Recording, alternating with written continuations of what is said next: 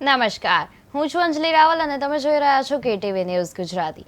આજનો દિવાળીનો તહેવાર એટલે કે 12 મહિનામાં આવતી આજે પાવન દિવાળી છે, એનો તહેવાર છે આજે। ત્યારે તમને સૌને દિવાળીની હાર્દિક શુભકામનાઓ।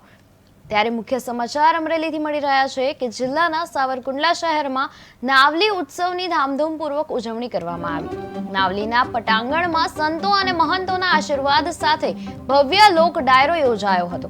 આ પ્રસંગે ઉર્જા મંત્રી કૌશિક વેકરિયા, સાંસદ ભરત સુતરિયા, ધારાસભ્ય જનક તળાવિયા તથા જેવી કાકડિયા ઉપસ્થિત રહ્યા હતા।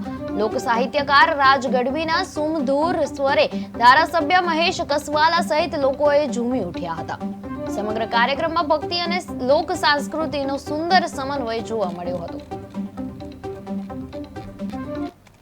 ખાસ કરીને સાવરકુંડલાની અંદર નાવલી ઉત્સવનું એક સુંદર ભવ્ય આયોજન કરવામાં આવ્યું છે।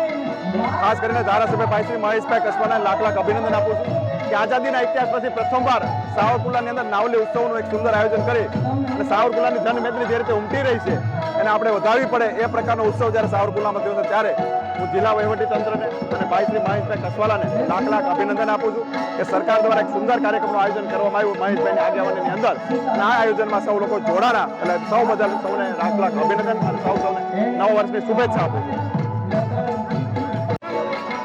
ખાસ કરીને સાવરકુંડલાની અંદર નાવલી ઉત્સવનું એક સુંદર ભવ્ય આયોજન કરવામાં આવ્યું છે।